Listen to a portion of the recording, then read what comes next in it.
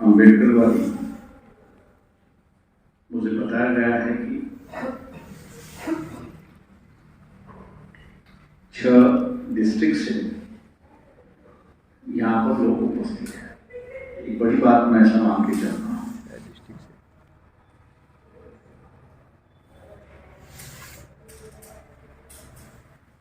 कि हरियाणा में 6 डिस्ट्रिक्ट के लोग इकट्ठा आकर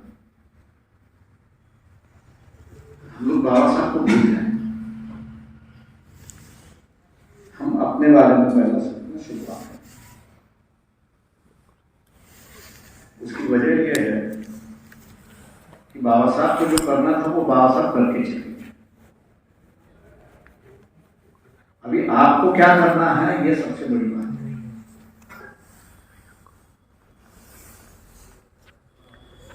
जैसे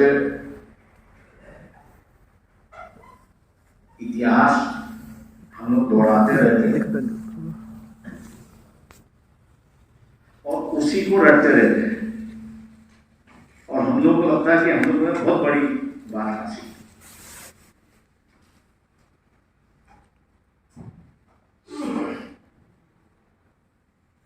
ये बात सही है कि जिन्होंने वो इतिहास की रचना की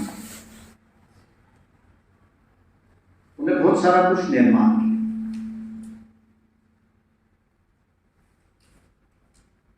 उसका आदर करना, उसका उजागर करना, उसको दोहराना एक सही बात है क्योंकि वो एक तरह का ऊर्जा देती है, एनर्जी देती है। लेकिन उसके साथ साथ वो पास्ट है, पिछला है, उससे सिर्फ हम सीख सकते हैं लेकिन उससे चल नहीं सकते। चलना है तो आज की परिस्थिति में क्या है उसको देखना है। उसी परिस्थिति को अगर हम लोग देखेंगे तो मुझे 2 चीज सामने दिखाई। जिन्होंने इतिहास की रचना की वो त्यागी थे।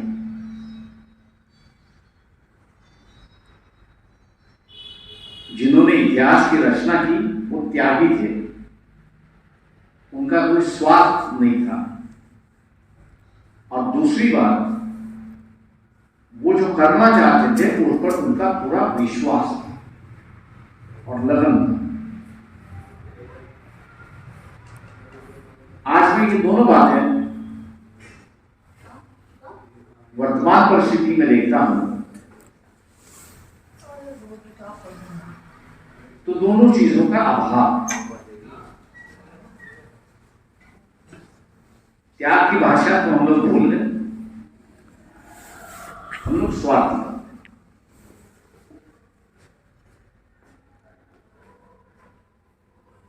और दूसरा जो है वो जो करना चाहते हैं उनका एक लक्ष्य था और उस लक्ष्य पर उनकी अतुट विश्वास था। आज हम लोगों के पास कोई लक्ष्य है ही नहीं। जो लक्ष्य है वो पारिवारिक लक्ष्य, संपत्ति को बढ़ोतरी करें। उसमें एक अच्छी बात है जो मैं मान के चलता हूं कि बच्चों को पढ़ाया लिखाया अच्छा बना,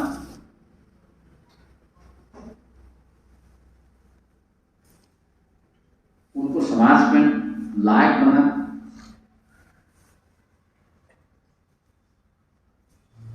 लेकिन ये एक पारिवारिक जिम्मेदारी है।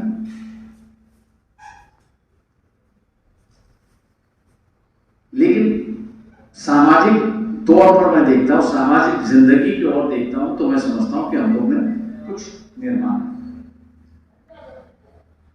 वहां हम लोग दोबारा 0 है क्योंकि हमारा लक्ष्य कोई नहीं, हमारा उद्देश्य।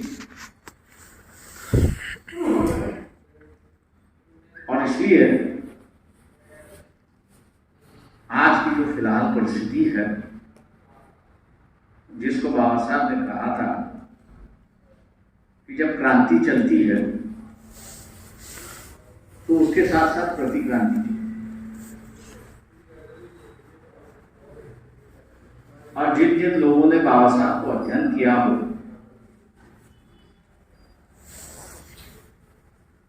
रिडल्स ऑफ हिंदुइज्म में ये क्रांति और प्रतिक्रांति का जो सिद्धांत बाबा साहब ने रखा था, उस पर उन्होंने कहा कि कब कब क्रांति हुई और उसके साथ साथ कब प्रतिक्रांति हुई।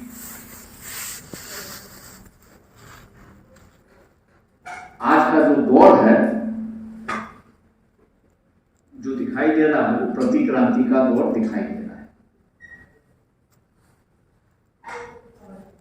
कुछ साल पहले बाबा साहब ने जो चिंगारी जलाई थी, क्रांति की चिंगारी जलाई थी, महात्मा फुले ने जलाई थी, शाह महाराज ने चलाई थी,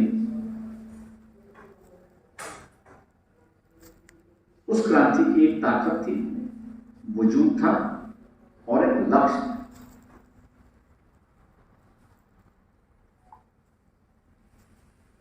और उसके लिए लोग लड़ते रहे, झगड़ते रहे और उन्होंने हासिल किया। लेकिन आज जब मैं मोड़ के देखता हूं तो मुझे लगता है कि जो कुछ हम लोगों ने हासिल किया था वो धीरे धीरे हमारे हाथ से छूटता था। और उसकी वजह यह है कि हम लोग वर्तमान की परिस्थितियों को ना समझ रहे हैं, ना सोच रहे हैं, ना उस पर हमारा कोई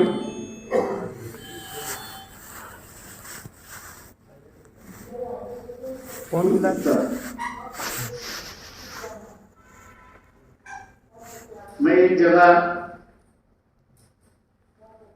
एक मीटिंग में बैठा था, जहां उन्होंने काफी सारे दलित अधिकारियों को बुलाया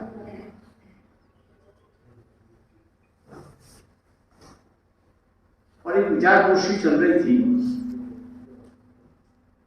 ये निजीकरण का मामला जो है, इसको आगे बढ़ाना है।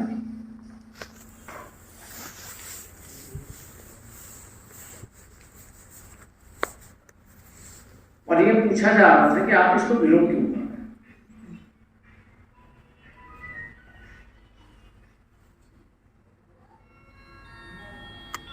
अपने अपने तरीके से लोग उसको जवाब देने की कोशिश कर रहे थे, लेकिन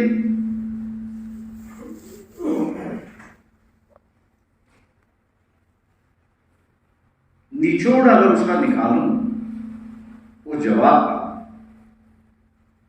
तो जवाब यही आया कि ये हमारे पुरखों के साथ जो अन्याय हुआ, अत्याचार हुआ,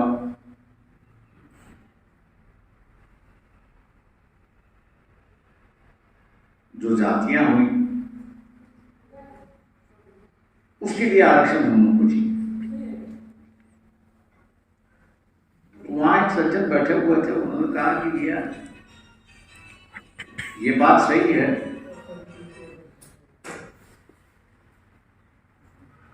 ये बात सही है, और आपने बड़ी दुरुस्त से बात कही कि हमारे पुरखों ने आप पर काफी अत्याचार किया। लेकिन उसने सवाल पूछा कि आज की जो जनरेशन, क्या आज की जनरेशन ने आप पर कुछ अत्याचार किए? बोले नहीं। अब मैंने इतिहास में कहा कि इतिहास दोहराने की क्या जरूरत है?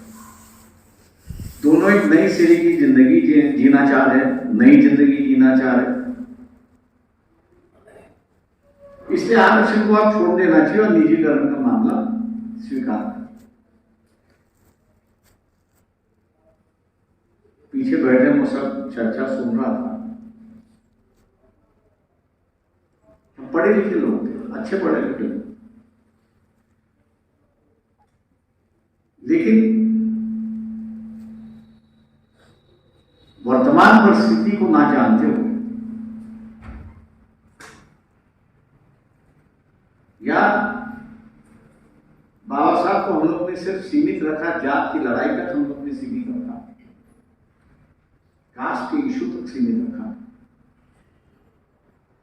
और इसलिए बाबा साहब की जो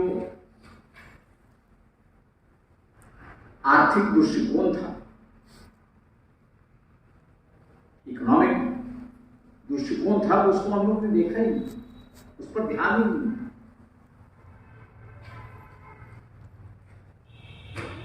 और ये हम लोग कभी समझ नहीं पा रहे कि जात की व्यवस्था की मजबूती जो है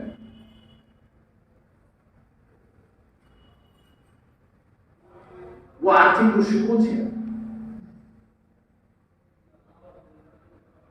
मतलब बैठे हुए अधिकारी का मुझे इतना अच्छा वो हुआ कि वो अपने को ही उदाहरण देते हुए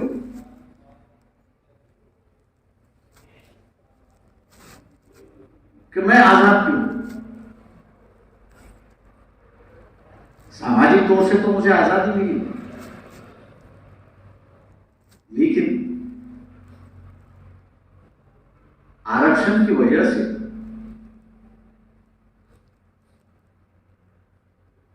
सरकारी हो, पब्लिक सेक्टर हो, स्कूल्स हो, कॉलेजेस हो, जितने जितने सरकारी इंस्टीट्यूशंस है, उनमें जो है मुझे जॉब मिल गया, जिससे एक आर्थिक सुरक्षिता भी, मुझे किसी के सामने मुझे आपके यहां काम करना है इसलिए मुझे काम दो, ये मांगने की नौबत नहीं।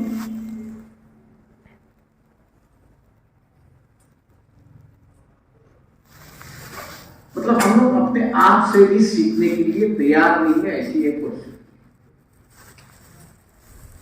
सामाजिक तौर से, आर्थिक तौर से आजाद हुआ, उसकी वजह यह है कि महीने की तनख्वाह मिलती है। कई लोग मुझसे कहते हैं कि नहीं हम लोग आप सुरक्षित हैं, तो मैंने कहा इस वक्त आप सुरक्षित, 10 साल के लिए आप सुरक्षित, आप 20 साल के लिए सुरक्षित, 50 साल के लिए सुरक्षित, तो ये उसके बाद क्या है?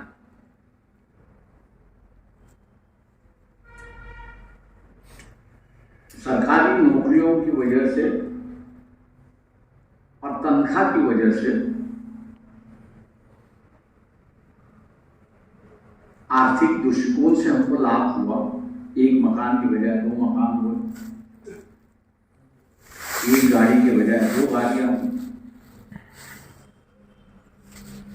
हमने अपने बच्चों को जो है वो अच्छी स्कूलों में भेज दी।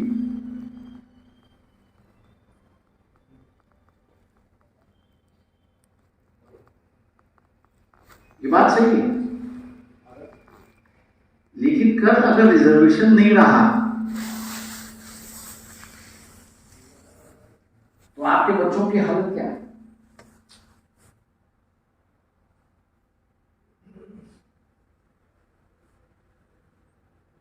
सरकारी नौकरियों के अलावा अगर हम लोग देखें तो हम लोग किसी मार्केट में नहीं, व्यापार में नहीं, इंडस्ट्रियलाइजेशन में नहीं है, छोटे मोटे कारोबार करके हम लोग बैठे हैं। मतलब आर्थिक दृष्टिकोण से जो हम लोगों को स्टेबिलिटी आई है, एक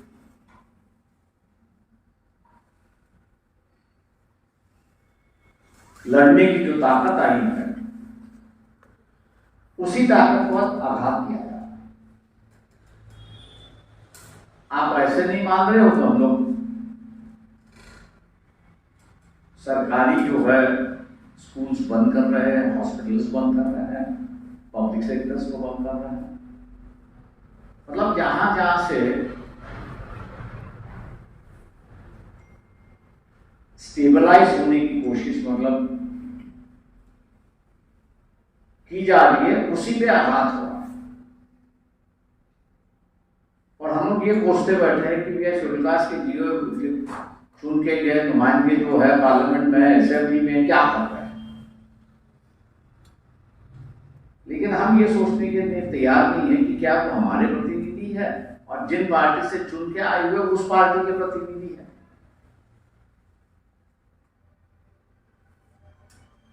आप अपने से पूछ लो कि आपकी वफादारी किसी के साथ,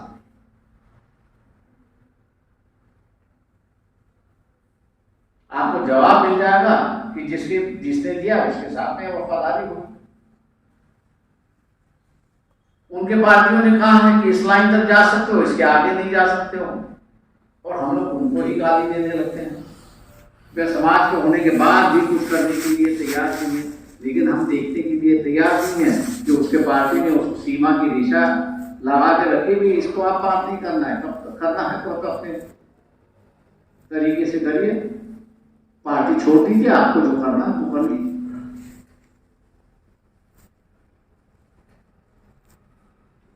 ये मैं समझता हूं कि आज की परिस्थितियों को देखते हुए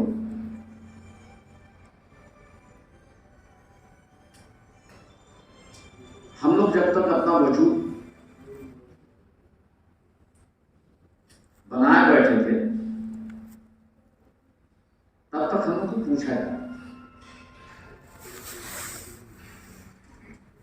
तब तक राज्य की जो है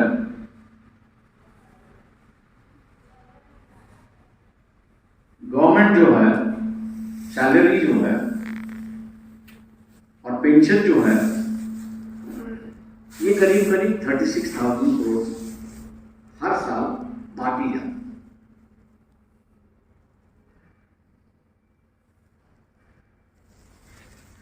1990 की बात है।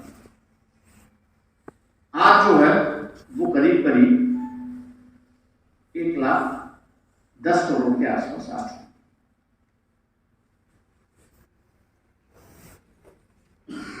उसमें से एससी और एसटी का जो शेयर था 35,000 तक था, वो था 18,000, 18,000। आज 1,00,000 हो गया है। ये 18,000 जो है ये सिर्फ 30,000 तक है। कंपेरेटिवली अगर हम लोग देखें 1990 के पहले सरकार की तिजोरी पर 50% से ज्यादा हम लोग का अधिकार था।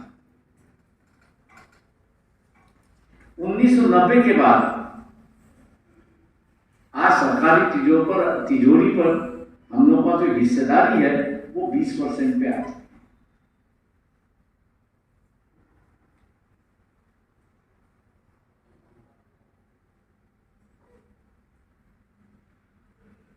अर्थव्यवस्था पर जब 18,000 आमदनी मिलती थी शेड्यूल ट्राइब को, तो वो करीब करीब बाजार में से 30-35% पर हावी होता है। और इसलिए हर उसको कोई पूछता है। आज जो है कुछ सरकारी अधिकारी जो बचे हुए हैं उनकी आमदनी है, नहीं ऐसा नहीं है, लेकिन सरकार बाजार में खरीदने की उनकी जो ताकत है वो आज 20% पे आ चुकी। हम लोग सिर्फ राजनीतिक ताकत देखते हैं, कितने नुमाइंदे हमारी चुनी है,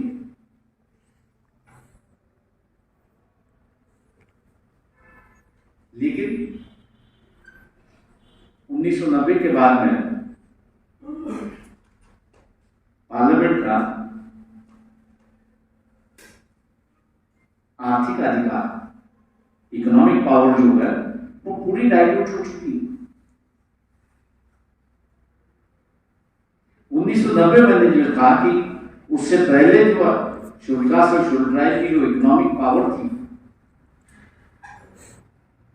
उसकी वजह प्राइवेटाइजेशन उस वक्त नहीं था।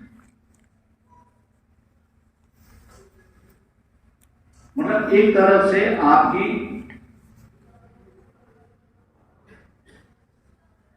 राजनीतिक तौर पर बहुत सारा मेंबर इंडिपेंडेंटली चुन के ना रहे हो, जैसे चार जी ने कहा कि यहाँ पर शेड्यूल कास्ट फेडरेशन के बाद रिपब्लिकन पार्टी उनके कितने चुन के गए, उन्होंने आपका विरोध दौड़ा दिया, उसके बाद में कम चुन के गए। लेकिन यहाँ पर व्यवस्था पर जो आपके हावी होना था वो पूरे हावी था। राजनीतिक सत्ता आपके हाथ से चली गई होगी, लेकिन इकोनॉमिक सत्ता जो है वो आपके हाथ में। आज जो है इकोनॉमिक पावर भी चली जा रही है और राजनीतिक सत्ता तो पूरी तरह से चली गई।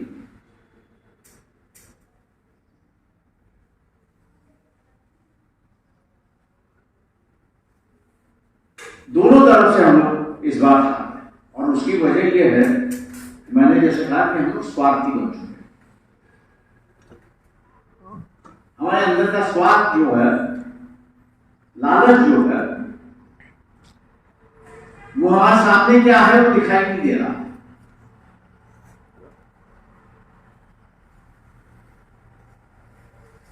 अब सामने क्या हो रहा है उसको समझने के लिए कोई तैयार नहीं।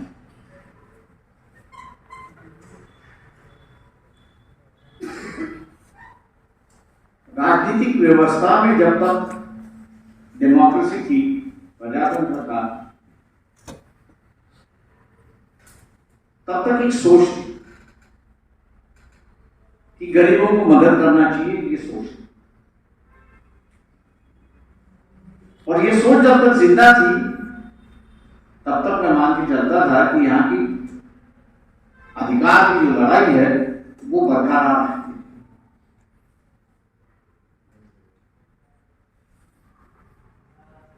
हम लोग ने ही अपने हाथों से डेमोक्रेसी खत्म की।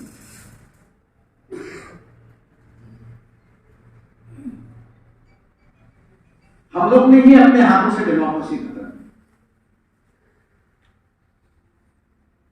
अपने दिल से पूछिए, किसी को और को जवाब देने की जरूरत, आप अपने आप को यह जवाब दीजिए। जब दूसरों को जवाब देते हो तो मैं कहता हूं ये झूठा आदमी है, और झूठा इसलिए कि वो अपने आप से सही कहने के लिए तैयार नहीं है, लोगों के सामने सिर्फ कहने के लिए कह रहा है। अपने आप से ये पूछिए कि अन्ना हजारे का आंदोलन जब चल रहा था तो कितने लोगों ने यह कहा कि ये सही आंदोलन चल रहा है? अपने आप से जवाब दीजिए। कितने लोगों ने कहा कि ये सही आंदोलन है? 10 साल बाद 2017 में जब वही 2G का मामला बाहर आता है और दिखाई देता है तो कोर्ट के सामने कोई तथ्य बाहर आता ही नहीं, और जिन पे आरोप लगाए हुए थे वो सभी के सभी बरी हो गए।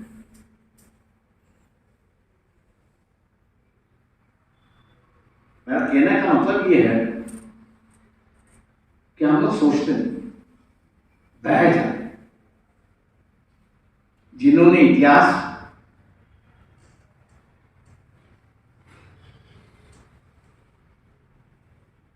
रचाया भी वो कभी बह नहीं गए।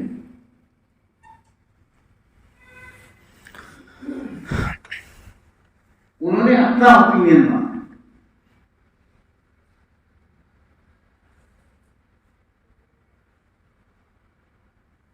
और कहा कि ये सही है, गलत है। हम में से कितने हैं ये कहने के लिए तैयार है कि ये गलत है, ये सही है, क्योंकि हमारा कोई ओपिनियन है ही।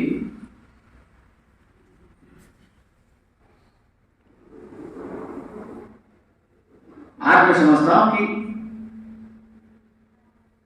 पढ़ो लिखों की कमी नहीं, बहुत सारा जो कमी है वो लगन की कमी है और इच्छा शक्ति की कमी है।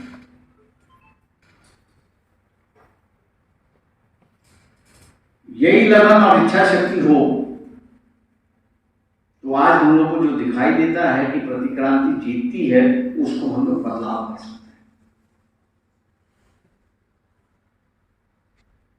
लेकिन क्या हमारी इच्छा है, यही सबसे बड़ी बात है।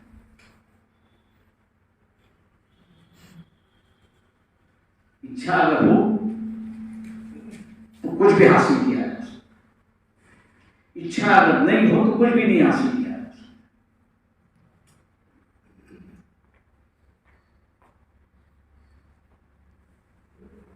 आज की जो परिस्थिति है,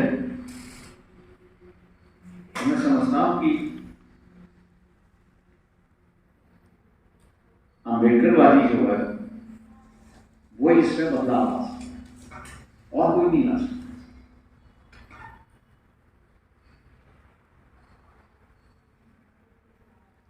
और वो इसलिए नहीं ला सकता क्योंकि कांग्रेस हो, लेफ्ट पार्टीज हो, वामपंथी हो, ये नया एजेंडा दे नहीं सकते। ना आर्थिक दृष्टिकोण से दे सकते, ना यहाँ सामाजिक दृष्टिकोण से।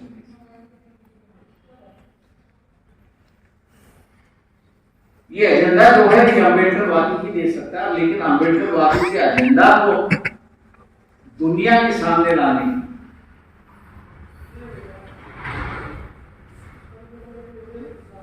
और उसके साथ साथ सिर्फ एजेंडा रख के फायदा नहीं, उस पर चलने वाले लोगों की ताकत दिखाना चाहिए। विचार कितने भी अच्छे हो, ऐसा नहीं, लेकिन उस पर चलने वाले ना हो तो उन अच्छे विचारों का कोई अर्थ नहीं होता।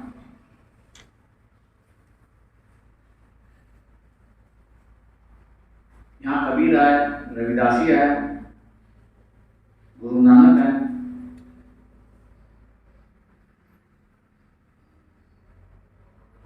100 साल तक उनकी क्रांति चलती, लेकिन उसके बाद आज भी वही दिखाई देता।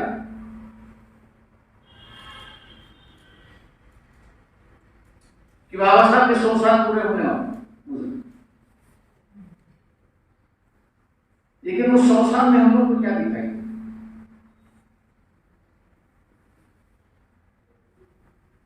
दोबारा पुरानी व्यवस्था आते हुए दिखाई। मैंने जैसे कहा कि आज के वर्तमान में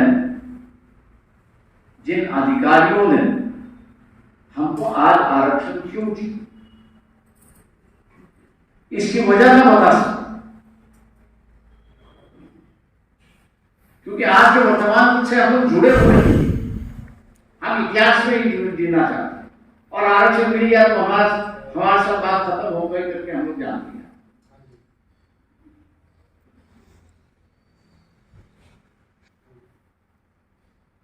हम लोग ये नहीं कहते हैं कि भैया ठीक है, आज आप अत्याचार नहीं कर रहे हो, ये बात सही है, लेकिन जितने के आर्थिक रिसोर्सेस है वो तो हमारे पास है ही, ना जमीन है, ना व्यापार है, ना इंडस्ट्री है।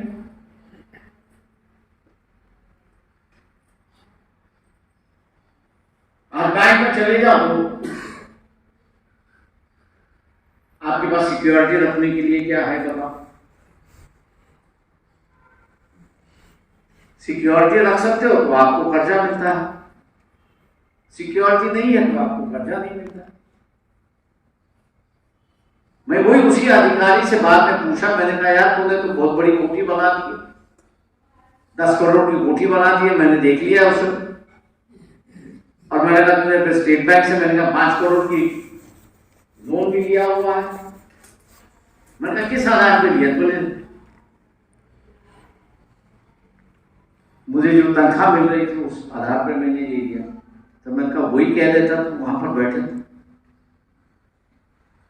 कि अगर यही सरकारी नौकरी मेरे पास अगर नहीं होती तो मुझे बैंक का लोन नहीं मिलता, बैंक का लोन नहीं मिलता तो मैं अपनी कोठी नहीं बना पाता।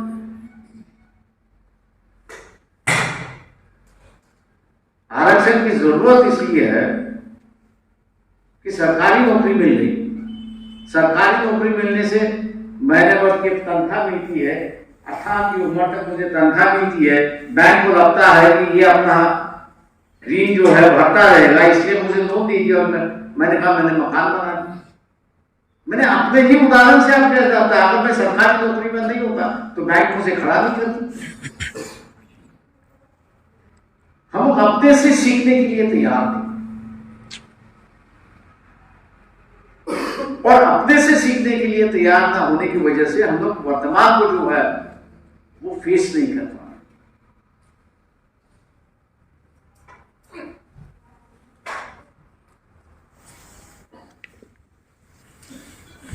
सामाजिक लड़ाई तो हम की एक मुकाम पे आपकी चली, लेकिन आर्थिक लड़ाई तो वैसे की वैसे ही अभी कहीं तो भी शुरुआत हो चुकी है। यहां जब तक हम लोग का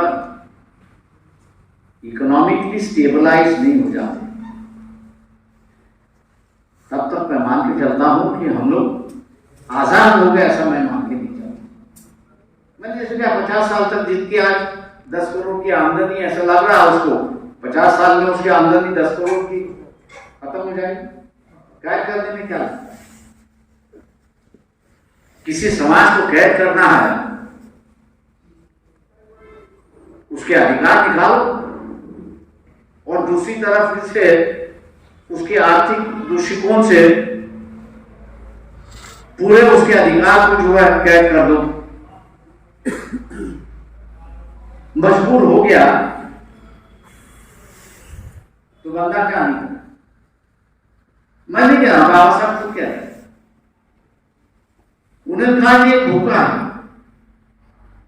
और दूसरी तरफ ये कह रहा है कि भैया ये नौकरी है, इतनी तनख्वाह है, लेकिन इसके साथ में ये गुलामी है। तो बाबा साहब ने कहा कि आदमी करेगा, भूखा रहेगा तो मरेगा, इसलिए वो अपनी आजादी को छोड़ देगा और वो अपनी नौकरी के पीछे भागेगा, चाहे उसमें गुलामी क्यों ना।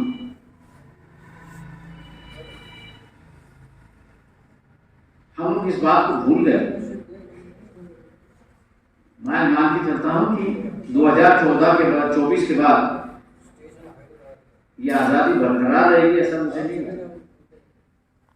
मैं जो बीच में कहा था कि डेमोक्रेसी खत्म हो चुकी है, ये बात सही है। अब जो है तानाशाही शुरुआत हो चुकी है।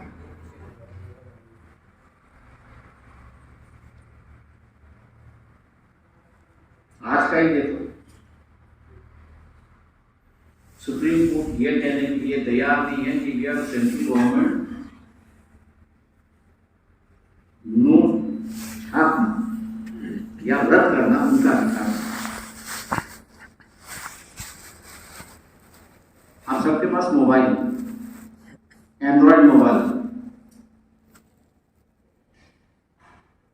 आप आरबीआई के साइट पे जाइए और वहां पर देखिए कि 1978 में 10,000 के नोट रद्द किए गए। उस वक्त की सरकार ने रद्द किए या आरबीआई के इसमें रद्द? आपको वहां मिलेगा कि 10,000 के नोट का ना यूज होना, कैंसिल करना, रद्द करना, यह आरबीआई का नोटिफिकेशन। तानाशाही शुरुआत हो चुकी है। मैं कहने का मतलब ये कि तानाशाही शुरुआत हो चुकी है। इस तानाशाही में जो सत्ता में बैठे उनका लक्ष्य है आरक्षण खत्म करना, उनका लक्ष्य है डेमोक्रेसी खत्म करना, उनका लक्ष्य है व्यक्तिगत आजादी जो है उसको खत्म करना, उनका लक्ष्य है संविधान खत्म करना।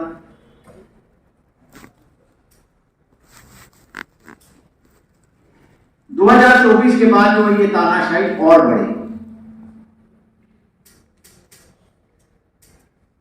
और अपने बच्चों को गुलाम करने के लिए मैं उनको नहीं दोष दे रहा हूं, क्योंकि वो उनका एजेंडा है। आपको गुलाम करने का उनका एजेंडा है।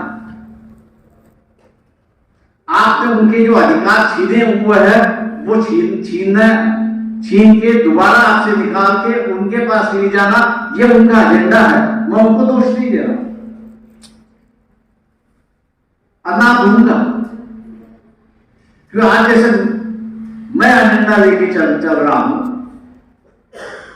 कि जब तक जिंदा हूं तब तक बाबा साहब को हारने नहीं दूंगा, चाहे आप साथ दो या ना दो। जो अम्बेडकर वादी कहते वो साथ दे या ना दे, लेकिन जब तक जिंदा हूं तब तक हारने नहीं। ये अपना एजेंडा बना लिया। आपका एजेंडा क्या है? बाबा साहब को हराने का एजेंडा? क्या आपका एजेंडा है कि आपके बच्चों को कैद करना, ये आपका एजेंडा है? पब्लिकली इसकी जवाब मत दीजिए, आप खुद अपने आप को जवाब दीजिए कि क्या एजेंडा है। लोग मुझसे कहते हैं कि हमने अपने बच्चों को ये स्कूल में भेजा, अच्छी पढ़ाई की, अच्छी रहन सहन दी, खाने पीने दिया। मैंने कहा यार बहुत बड़ी बात है। मैंने कहा मुसलमानों में एक त्योहार होता है, कुर्बानी का त्योहार होता है। बकरी को मैंने कहा बहुत अच्छी तरह से खिला पिलाते हैं साल भर में और उसको कुर्बान करते हैं। मैंने आप अपने अधिकार के लिए लड़े नहीं, आपके माँ बाप मैंने कहा आपके अधिकार के लिए लड़े। उनकी लड़ाई का जो है फल जो है वो आप खा रहे हो। जो पेड़ आपको फल दे रहा है आप उसको पानी डालने के लिए भूल रहे हो, खाद डालने के लिए भूल रहे हो।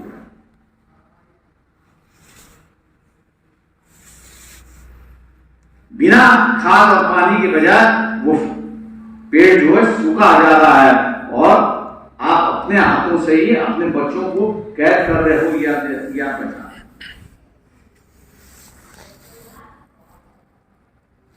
अम्बेडकर वादियों की लीडरशिप जो है पूरे देश में खत्म हो चुकी है। एक पोता होने के नाते मैं पॉलिटिकल लीडर नहीं, लेकिन जैसे मैंने कहा कि जब तक जिंदा हूं तब तक बाबा साहब को हारने नहीं दूंगा, चाहे जो कुछ करना हो करते रहेंगे हम लोग। लेकिन आप लोगों का वो एजेंडा है ही नहीं, इसलिए आप लोग बाबा साहब को नहीं हरा रहे हो, आप अपने बच्चों को कैद कर रहे हो, आप अपनी उनकी जिंदगी कैदी बना रहे हो। मुझे लोग कबीर का नाम लेते हैं, रविदास का नाम लेते हैं, तमाम संतों का नाम लेते हैं। मैं वही कहता हूं कि इन संतों ने क्रांति लिया नहीं, ऐसा नहीं, लेकिन बाद में उनकी क्रांति किसी ने चलाई और इसलिए बाबा साहब लिखते कि क्रांति के साथ साथ प्रतिक्रांति चलती है, विजय किसका है ये देखना।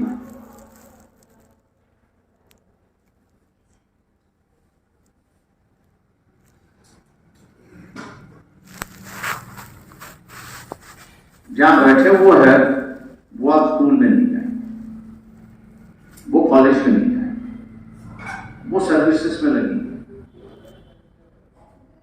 जो आपकी उम्र हो चुकी है, आपको भोगता, आप इसका भोग चुके, लेकिन उस भोग का आप रक्षा नहीं कर रहे। ये सबसे बड़ी बात है।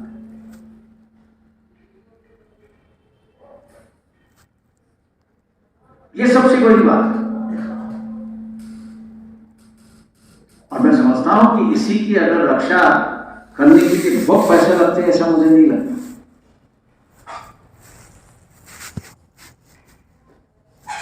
बाबा साहब का सिर्फ एक हथियार था, मैं मान के चलता हूं, उसी को हम लोग को लेके जाना है। जहां कहीं भी बाबा साहब गए उन्होंने कहा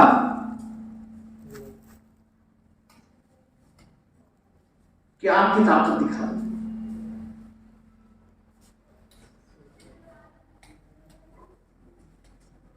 आपकी ताकत दिखा दो।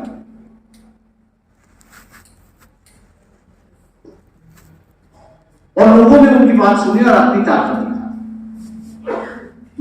भी आपसे वही आग्रह कर रहा हूं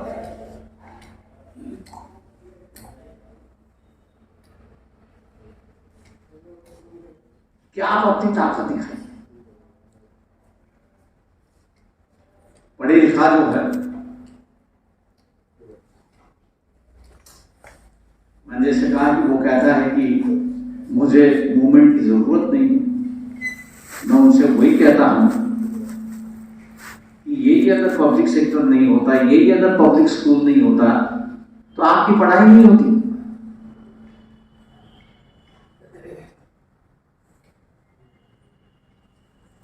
मेरे साथ में जितने भी कॉलेज में शेड्यूल ट्राइब के जो विद्यार्थी थे, उनको अगर स्कॉलरशिप नहीं मिलती तो शायद उनकी पढ़ाई नहीं होती।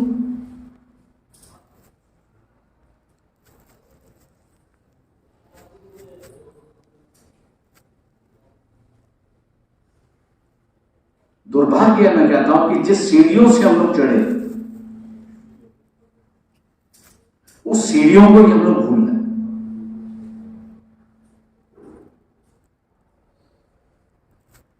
और इसलिए मैं कह रहा हूं कि हम लोग ने दूसरों को आसान करवा दिया कि अपने अधिकार निकाल। माहौल तो आपको बहुत बदल चुका है, उस वक्त तो माहौल तो हम लोगों ने जब राजनीति शुरुआत की और ये कहा कि आज जिस मुकाम पर मैं पहुंचा हूं, तो लोगों ने उससे कहा था, कई बड़े बड़े पत्रकारों ने मुझसे कहा था कि आप ऐसा एक सपना लेके चल रहे हो जो कभी हकीकत नहीं होगा।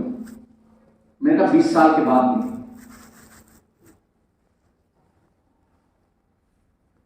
मैं कहा जो वजूद लेके जा रहा हूं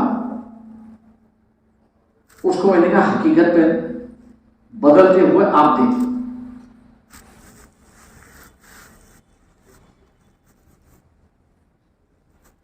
यही बात है कि 3 बार मायावती जी मुख्यमंत्री बन गई। लोग मुझसे कहे कि होगा नहीं, मैंने कहा देखिए आप होगा कि माहौल उस वक्त का दिखाई नहीं दे रहा था, लेकिन जो चिंगारी बाबा साहब ने जलाई थी, तो चिंगारी से समाज के अंदर आग लग चुकी थी और बदलाव की भावना जो है, बदल की भावना जो है, वो सभी जगह से आ रही है।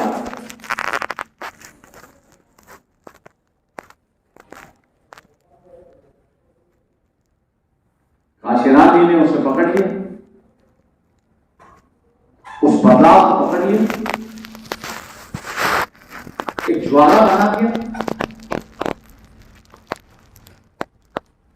उस ज्वाला का नतीजा हम लोगों को दिखाई देता है।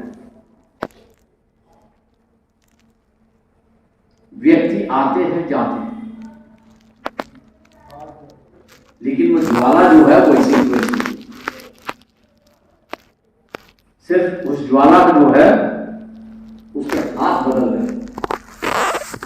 आज का दौर ऐसा है कि हरियाणा में भी नए हाथों की जरूरत है, वो ज्वाला और मशाल पकड़े और आगे।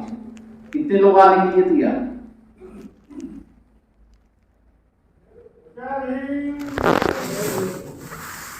मेरा आपसे दोहरा होगा, चार जी और उनके साथी जो है वो 2-4 सम्मेलन सिर्फ हरियाणा में गए और आप लोगों का इतना ही सहयोग उनको हो कि जिस दिन अनाउंस करे वो कि इस दिन है, आप 15,000 20,000 की भीड़ में वहां पर इकट्ठा हो और इस व्यवस्था के अंदर की क्या चर्चा चलती है वो आप सिर्फ देखिए।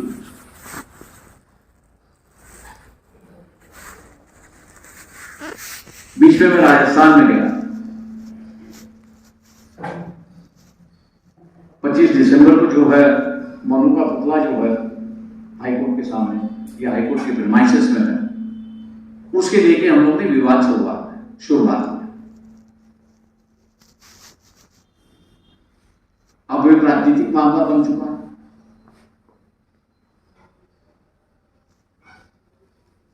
कई जगह पे लोगों ने छोटे छोटे आंदोलन किए, जिलों में कलेक्टर को न्योता दी,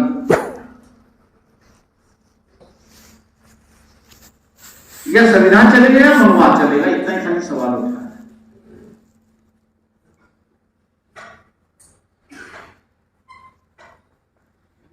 और वहां से आवाज निकली थी संविधान निकली चलेगा। अगर संविधान चलना है तो मैंने कहा मनु का पुतला हटना चाहिए। एक सोशल मूवमेंट वहां से खड़ी हो गई। और ये राजस्थान के अंदर पूरा मामला गरमा हुआ है। सुप्रीम कोर्ट से लेके मामला कि मनु का पुतला फटना, आवाज निकली तो उसका असर होना शुरू हुआ।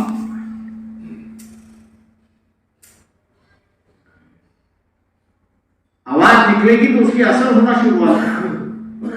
हम लोग आवाज ही अगर नहीं निकालेंगे तो असर होना कहां से होगा। मैंने वही कहा कि अगर बाबा साहब के नाम से जो आरपीआई थी, मैं मानता हूं कि यहाँ पर डीएसपी काफी बड़ी थी। मैं कभी दिल्ली में 17 साल रहने के बाद भी कई बार हरियाणा आ चुका हूं, लेकिन राजनीति तो से नहीं आ, क्योंकि अगर हम लोग आपस में ही लड़ना शुरुआत करेंगे तो मेरे ख्याल से ताकत बिगड़ा जाए। लेकिन आज दुर्भाग्य महाराजी जो है, जो करतूसों की वजह से सोनिया गांधी की हाल हो चुकी है, वो उसी के हाल हो। इशारों में नाचना जो होता है वो आज दिखाई दे रहा है। हम लोग को अपना निर्णय लेना है, किसी एक व्यक्ति के लिए हमको रुकना नहीं।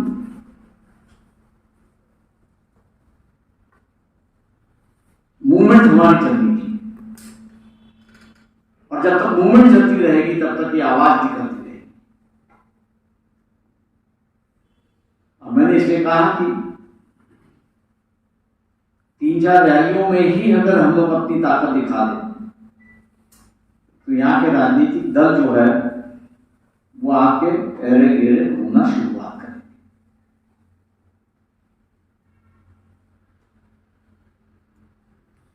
और यही बाबा साहब ने अपने समय में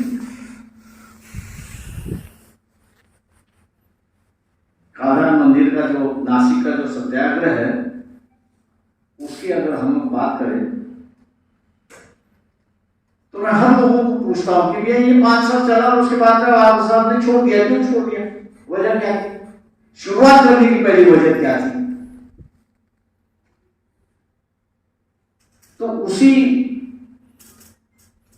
काल का अगर हम लोग ध्यान दें तो 1930 से 1935 में लंदन में जो है वो हिंदुस्तान का, भारत का जो संविधान क्या होगा उसकी चर्चा होने वाली, first round table, second round table conference.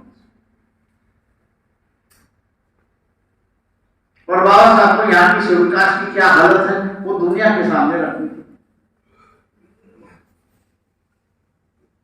आप दुनिया के सामने उस 5 साल के आंदोलन से बाबा साहब ने बता दिया कि यहाँ की इंसान को भगवान का भी दर्शन नहीं होता।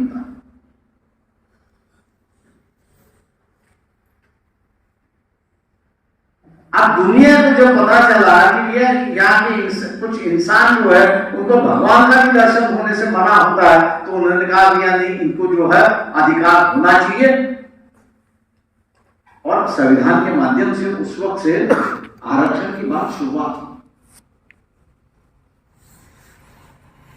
हर आंदोलन बाबा साहब का जो था एक मकसद था, उनको भगवान के दर्शन नहीं करने थे, उनको दिखाना था कि यहां भगवान के दर्शन भी कुछ लोगों को होते नहीं है, इसलिए मैं अधिकार मांग रहा हूं।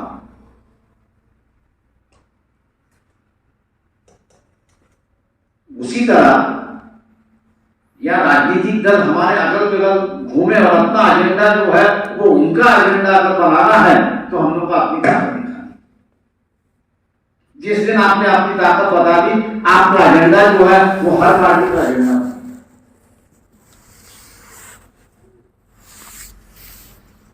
एक दफे हर पार्टी का एजेंडा बन गया तो अपने अधिकार बरकरार रहेंगे।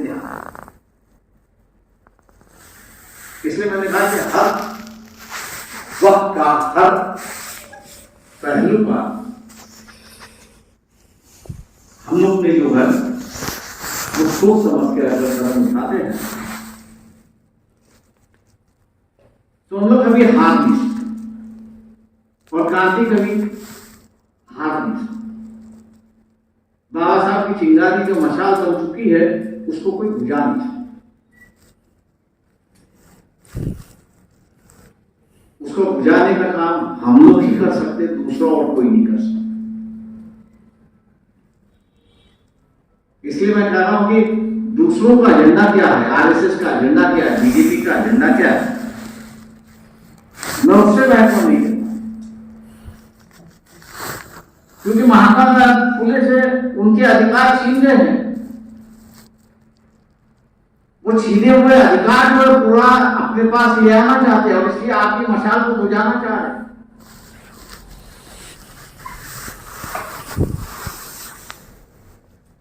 लेकिन आप जब तक उस मशाल को बुझाते नहीं, तब तक उनको अपने उनके अधिकार नहीं देते। अब ये तय करना है आप लोगों को कि आपको अपनी मशाल बुझानी है या जला के रखनी है। आपने इसको जला के रखी तो मान लीजिए कि आपकी अगली जनरेशन पूरी तरह से हिफाजत से जिंदगी जी, जिस अधिकार और लगन से आपने अपनी जिंदगी गुजारी है उससे बेहतरीन जिंदगी उनकी हो जाएगी, क्योंकि आप बदलाव की नींव जो है ये समाज के अंदर ना सिर्फ बो रहे हो लेकिन उसका पेड़ बना, आप उसको उजागर